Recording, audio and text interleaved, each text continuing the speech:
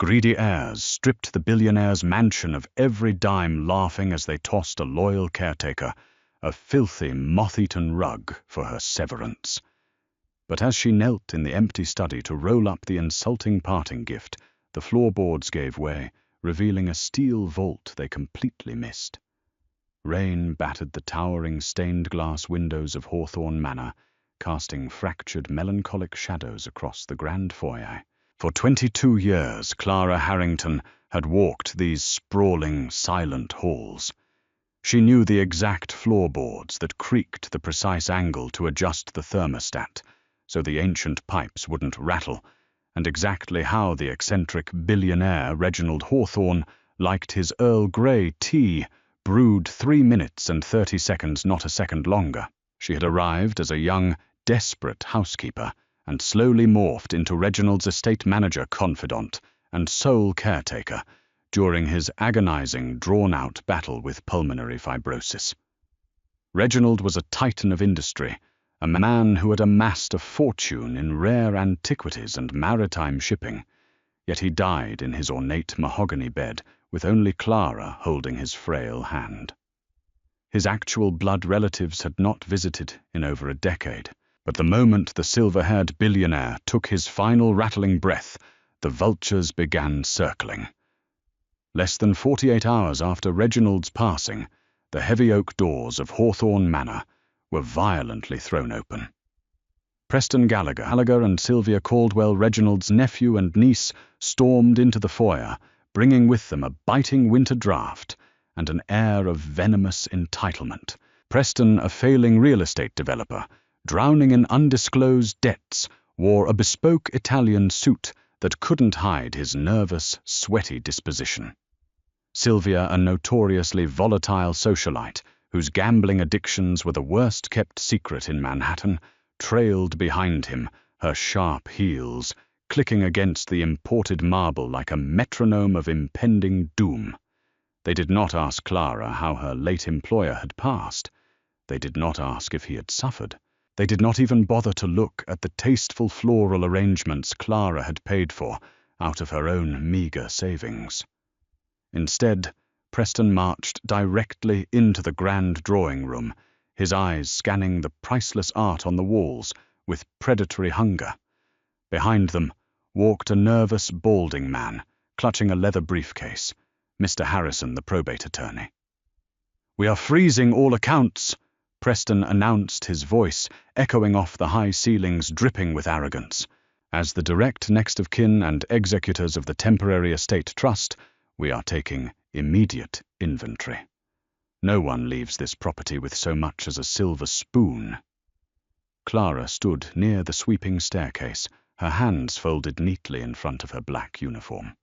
Her eyes were red-rimmed from 2 sleepless nights of mourning, but she maintained her dignified posture. "Mr. Gallagher, Miss Caldwell, I am deeply sorry for your loss. Mr. Mauafoji, Hawthorne wanted you both to know." "Save it, Clara," Sylvia snapped, waving a manicured hand dismissively. She didn't even make eye contact. "We know exactly what my crazy uncle thought of us, and frankly, we don't care. Where is the master safe?" "The one he kept the bearer bonds and the unrecorded cash in." For the next 4 hours, Clara watched in quiet horror as the 2 heirs tore the majestic estate apart. They possessed no reverence for the history of the house. They ripped 17th-century tapestries from the walls, searching for hidden compartments.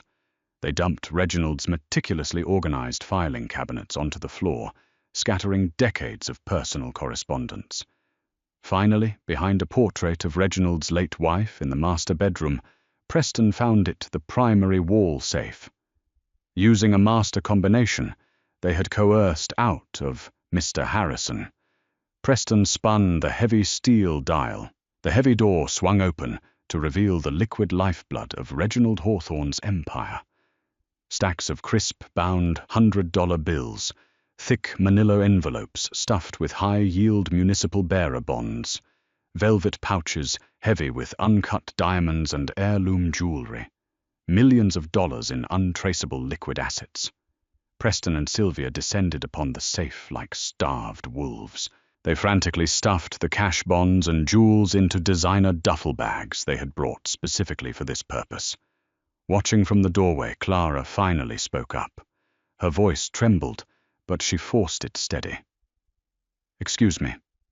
Before he passed, Mr. Hawthorne explicitly stated that I was to receive a pension.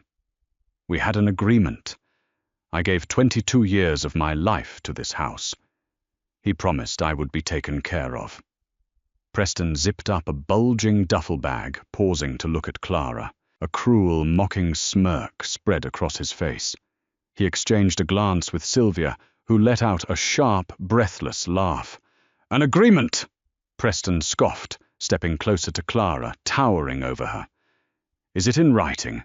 Is there a notarized contract, Clara?" He was working on codicils with his lawyer before the final stroke, Clara said, her heart hammering against her ribs. "He promised me $50,000 a year and the deed to the small guest cottage.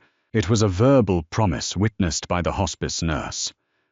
A verbal promise from a dying man heavily medicated on morphine means absolutely nothing, Sylvia sneered, adjusting her silk scarf.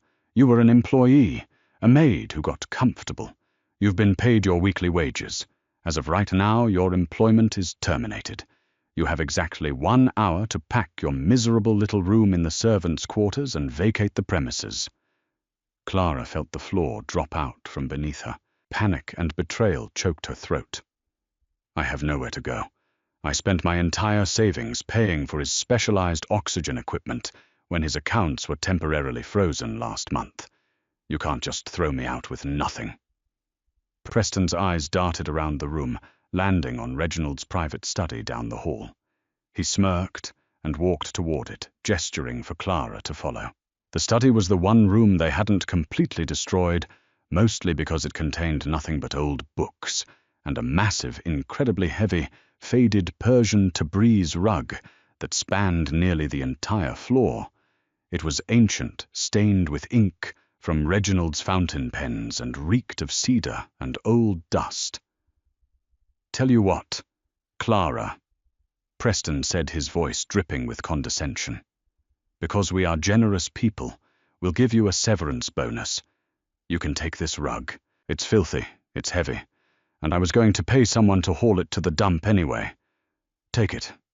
Sell it at a flea market for $20 and get off my property." Sylvia giggled, clutching a bag containing $2 million in diamonds. "Don't say we never gave you anything, Clara. Now pack your things. The security guards will escort you out in 60 minutes. They brushed past her, their bags heavy with a stolen fortune, leaving Clara standing alone in the doorway of the study. The cruelty of their laughter echoed down the marble hallway, followed by the heavy slam of the front door. Clara fell to her knees, staring at the ugly, heavy rug, tears of absolute despair finally spilling down her cheeks. Silence settled over Hawthorne Manor, heavy and suffocating. The grand house, once filled with the ticking of grandfather clocks and the soft hum of Reginald's classical music, now felt like a plundered tomb. Clara remained on her knees in the doorway of the study, the rough fibers of the ancient Persian rug scratching against her bare hands. She had exactly 55 minutes before the private security firm Preston had hired would arrive to forcibly remove her from the only home she had known for over 2 decades. Rage, hot and blinding, began to replace her sorrow. She thought about the 22 Christmases she had spent decorating the manor, while Preston and Sylvia ignored Reginald's invitations. She thought about the endless nights sitting up monitoring Reginald's oxygen levels, while his niece and nephew partied on yachts funded by their uncle's stipends. And now they had walked away with millions, leaving her with a literal pile of dirt-caked wool. Clara stood up, wiping her eyes with the back of her sleeve. She was not a woman who broke easily. If Preston Gallagher told her to take the rug, she was going to take the damn rug. Perhaps a specialized antique dealer might give her a few $100s for it. It would be enough for a cheap motel room while she figured out how to rebuild her shattered life. She walked to the far corner of the massive study. The Tabriz rug was incredibly thick, woven with dark crimsons, deep navy blues, and intricate geometric medallions that had long since faded under the sunlight pouring through the bay windows. Reginald had always been strangely obsessive about this rug. He never allowed the professional cleaning service to touch it. He insisted Clara vacuum it personally, using a low-suction attachment, and he strictly forbade anyone from moving the heavy oak desk that sat near its center. Clara began to push the heavy oak desk off the rug. It shrieked in protest against the floorboards, fighting her every inch of the way. Panting and sweating, she finally managed to shove it onto the bare wood. Then she knelt and grabbed the thick, fringed edge of the heavy carpet. She started to roll it. It was like rolling a dead weight. Dust motes exploded into the air, dancing in the pale shafts of afternoon sunlight. Coughing, she pushed the heavy cylinder of wool forward, rolling it toward the center of the room. The underbelly of the rug was stiff and rigid, cracking slightly as it curled upon itself. As she rolled it past the center point, right where Reginald's chair used to sit, the heavy fabric caught on something. Clara frowned, pulling harder. There was a sharp, metallic scraping sound. She stopped and looked down at the exposed floor. The hardwood planks here looked different from the rest of the room. They weren't oak. They were cleverly painted steel slats, designed to perfectly mimic the grain of the surrounding wood.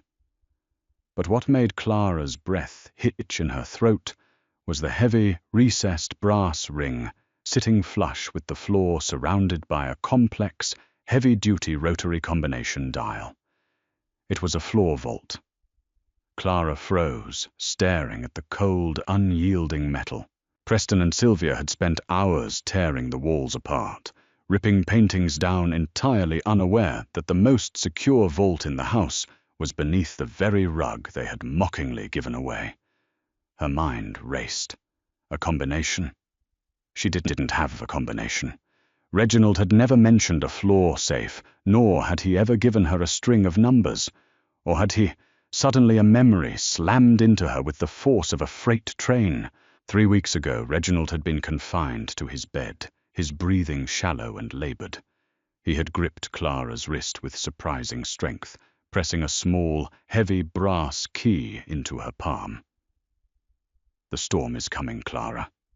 He had wheezed, his eyes cloudy but intensely focused.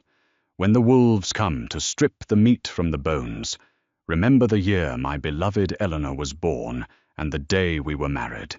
Keep the key. Do not tell the lawyer. Do not tell my wretched nephew. For a rainy day, Clara." Clara had assumed it was the key to an old safety deposit box at a bank. She had put it on her keychain and completely forgotten about it amidst the chaos of his declining health. Her hands shaking violently, Clara reached into her uniform pocket and pulled out her heavy ring of keys. There, nestled between the key to the pantry and the key to the back door, was the heavy brass key Reginald had given her. She dropped to her knees beside the dial, the year Eleanor was born and the day they were married. Clara knew these dates by heart. She had ordered the flowers for Eleanor's grave every single year. Eleanor was born in 1942. They were married on October 14th. Taking a deep, shuddering breath, Clara grasped the cold brass dial. She spun it right to 19, left to 42, right to 10, left to 14. She heard a heavy, satisfying mechanical click echo beneath the floorboards, her heart hammering against her ribs like a trapped bird. Clara inserted the brass key into the recessed slot beside the dial. It slid in perfectly. She turned it clockwise. A series of heavy steel locking bolts retracted with a loud industrial thud that reverberated through the silent mansion. Clara grabbed the brass ring with both hands and pulled upward. The heavy steel door groaned as it lifted on hydraulic hinges, revealing a dark, meticulously organized chasm beneath the floor. A rush of cool, cedar-scented air hit her face. Clara leaned over the edge, peering into the hidden depths of the vault. When her eyes finally adjusted to the shadows, all the breath left her lungs in a sharp gasp. Preston and Sylvia had robbed the wall safe, thinking they had found the prize. They had no idea that what they took was merely Reginald's pocket change. What lay beneath the ugly, moth-eaten rug was a secret that was about to rewrite Clara's destiny and destroy the greedy heirs forever. Golden light filtered through the towering bay windows, illuminating the hidden depths of the steel floor vault, and Clara Harrington could hardly believe her eyes. Neatly stacked in the center of the reinforced chamber were rows upon rows of pure, heavy gold bullion. Each bar caught the ambient light, gleaming with a heavy, intoxicating luster that seemed completely out of place in the dusty, neglected study. But the gold, staggering as it was in value, was only the beginning. Surrounding the glowing stacks of metal were thick, vacuum-sealed plastic bags filled with immaculate sequential bundles of high-denomination euros and Swiss francs. Beside them rested 3 heavy leather-bound ledgers, their spines embossed with the discreet logos of prestigious offshore banking institutions in Zurich and the Cayman Islands. Reginald Hawthorne had not just hidden his wealth, he had buried an entirely separate, invisible financial empire right beneath his desk. Trembling, Clara reached into the cold depths of the vault. Her fingers bypassed the gold and the stacks of foreign currency, drawn instead to a thick, wax-sealed manila envelope resting atop a mahogany lockbox. The heavy crimson wax bore Reginald's personal signet ring impression. Written across the front of the envelope in Reginald's distinctively sharp, spidery handwriting were 3 words for Clara Harrington. With her heart hammering against her ribs like a trapped bird, she broke the wax seal. Inside was a handwritten letter pinned to a stack of crisp legal documents bordered in heavy blue ink. She unfolded the parchment, her eyes scanning the familiar, elegant script. My dearest Clara, if you are reading this, it means my time has passed, and my utterly predictable blood-sucking relatives have descended upon Hawthorne Manor exactly as I anticipated. I have no doubt Preston and Sylvia have pillaged the wall safe in my bedroom. Let them have it. The cash and jewels inside that safe are heavily documented, sequentially marked, and legally bound to a charitable trust. By taking those items before the probate period concludes, they have unwittingly committed grand larceny and federal tax evasion. Clara gasped, a sudden breathless laugh escaping her lips as tears pricked her eyes. Reginald had known. He had orchestrated the entire scenario from his deathbed, setting a magnificent, invisible trap for the heirs who had abandoned him. The letter continued. Beneath this envelope, you will find my true, legally binding final will and testament, notarized by my private counsel, Harold Montgomery. Do not trust Harrison. He was easily bought by Preston, just as I predicted. This new will supersedes all previous documents. It leaves the entirety of my estate, the manor, the offshore accounts, the liquid assets, and everything within this vault to you, Clara. You were the only family I had left. Now close the vault, take these documents, and leave the house. Let them think they have won. Then unleash hell upon them. A heavy metallic thud echoed from the front of the massive house. The private security team had arrived. Panic seized Clara's chest. She had less than 10 minutes before armed men would be standing in this very room to throw her out onto the street. She could not possibly carry the gold bars, nor could she carry the stacks of foreign currency without arousing immediate suspicion. She had to be smart. She had to be tactical. Working with frantic, desperate speed, Clara stuffed the leather-bound banking ledgers, the mahogany lockbox, and the thick stack of legal documents deep into her canvas duffel bag, burying them underneath her folded uniforms and personal toiletries. She took one last look at the staggering fortune of gold left behind, knowing it would be perfectly safe. She slammed the heavy steel door of the vault shut. The hydraulic hinges hissed, and the locking bolts automatically engaged with a loud final clack.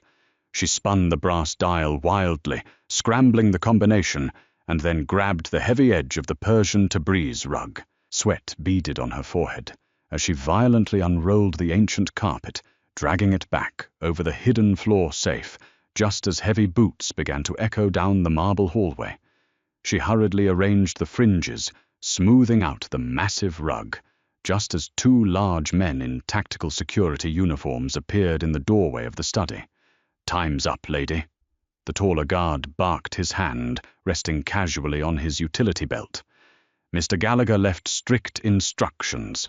You are completely off the premises as of right now." Clara stood up, smoothing the front of her black skirt, projecting a calm, icy dignity she did not truly feel. "I am perfectly aware of the time. However, Mr. Gallagher also explicitly instructed me to take my severance package. This rug." The two guards looked at the massive, faded Persian rug, then back at Clara, suppressing smirks. "That piece of garbage?" The second guard chuckled. "Suit yourself, but you're carrying it. I am a 55-year-old woman." Clara said, her voice dripping with sudden commanding authority that sounded shockingly like Reginald himself. "If you want me off this property in the next 2 minutes, you are going to help me carry my legal severance out to the gravel driveway." The guards exchanged an irritated glance, but they clearly wanted the job done quickly. Grumbling under their breath, they stepped onto the rug, entirely oblivious to the millions of dollars in gold buried just inches beneath their boots. They rolled the heavy wool, tightly hoisted it onto their shoulders, and carried it out the front door. Clara followed closely behind, clutching her canvas bag to her chest, her heart soaring with a terrifying, exhilarating sense of triumph. They dumped the heavy rug onto the wet gravel of the driveway, locked the massive iron gates behind her, and walked away. Clara stood in the freezing rain, waiting for a local taxi armed with a dirty rug and the absolute power to destroy Preston Gallagher. 3 weeks later, Manhattan's elite society was buzzing with the extravagant, reckless spending of Preston Gallagher and Sylvia Caldwell. Operating under the arrogant assumption that they were untouchable, the two heirs had wasted no time liquidating what they believed was their uncle's untraceable fortune. Preston had immediately purchased a massive, obscenely expensive penthouse overlooking Central Park in cash, attempting to plug the bleeding holes of his failing real estate empire. Sylvia, meanwhile, had practically taken up residence in underground high-stakes poker rooms, using the velvet pouches of uncut diamonds as collateral for her staggering bets. They thought they had committed the perfect heist. They thought Clara Harrington was rotting in some forgotten homeless shelter. They were disastrously wrong. Sitting in the pristine, glass-walled boardroom of Montgomery and Associates, Clara Harrington looked nothing like the exhausted, grieving housekeeper who had been thrown out into the rain. She wore a sharply tailored navy blue suit, her hair elegantly styled, radiating quiet, unstoppable power. Across from her sat Harold Montgomery, a formidable, silver-haired attorney who had been Reginald's fiercest and most secretive legal bulldog for decades. "Everything is in place, Miss Harrington," Harold said, sliding a thick legal dossier across the polished mahogany table. "The trap has officially snapped shut. The authorities have finished tracing the serial numbers on the cash Preston used to buy his penthouse, and the FBI's Art and Antiquities Division just flagged the diamonds Sylvia attempted to fence in Macau. Both assets were federally registered to the Hawthorne Charitable Foundation, which as of this morning is entirely under your legal control." Clara traced the edge of the folder, a cold, satisfied smile touching her lips. "And the probate judge, Judge Harrison, was utterly humiliated." Harold chuckled darkly. When I presented the updated codicil and the video testimony Reginald recorded 3 days before his passing, the fraudulent trust Preston submitted was immediately nullified. Preston and Sylvia are no longer executors. They are in the eyes of the law trespassers who committed grand larceny against your estate. Then let's not keep them waiting, Clara said softly. That evening, Preston Gallagher was hosting a lavish champagne-soaked dinner party at an exclusive Michelin-starred restaurant in Soho, loudly bragging to his wealthy investors about his newfound liquidity.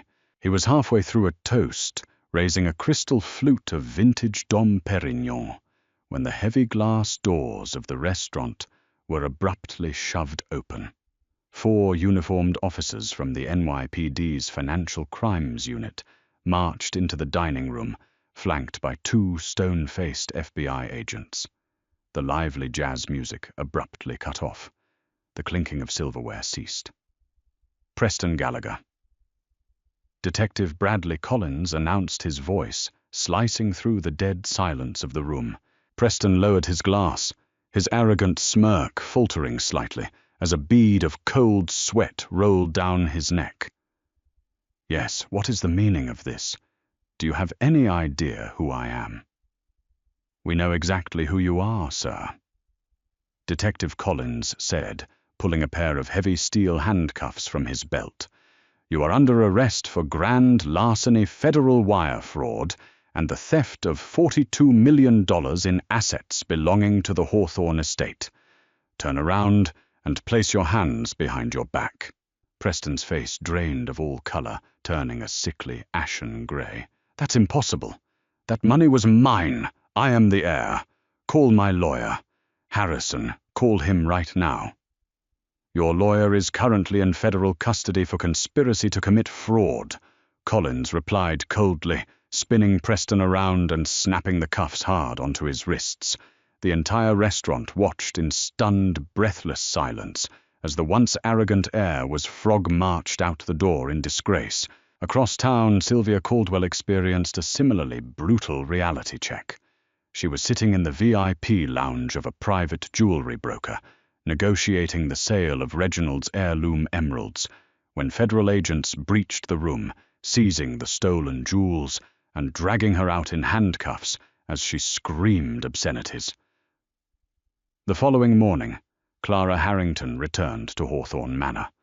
The storm had finally broken, leaving the sprawling estate bathed in bright, crisp winter sunlight. Clara stood in the grand foyer, holding the heavy brass key Reginald had given her. She walked slowly through the quiet, majestic halls, no longer a servant, but the undisputed master of the house. She walked into the study. The heavy Persian Tabriz rug had been professionally deep cleaned, its vibrant crimsons and deep navy blues completely restored to their original breathtaking glory. It sat perfectly in the center of the room, guarding the massive fortune that still slept quietly beneath the floorboards. Clara walked over to Reginald's heavy oak desk, sat down in his leather chair, and looked out the bay windows at the sprawling, beautifully manicured grounds. Preston and Sylvia were facing 20 years in federal prison, completely bankrupt and utterly destroyed by their own insatiable greed. The corrupt lawyer who had enabled them was disbarred and facing his own lengthy sentence. Clara had already begun the process of establishing the Reginald Hawthorne Medical Foundation, funding specialized care for patients suffering from pulmonary fibrosis. She had lost a dear friend, but she had protected his legacy with absolute ruthless precision. Clara Harrington ran her hand over the soft, restored wool of the antique rug beneath her desk, knowing she would never have to bow her head to anyone ever again. Did you love this story of ultimate revenge and hidden treasure? Betrayal rarely pays, but karma always collects its debts in full. If Clara's brilliant triumph over her greedy, entitled former employers had you cheering at your screen, don't keep it to yourself. Hit that like button, share this incredible story with your friends who love a perfect plot twist and make sure to subscribe to our channel for more amazing real-life drama.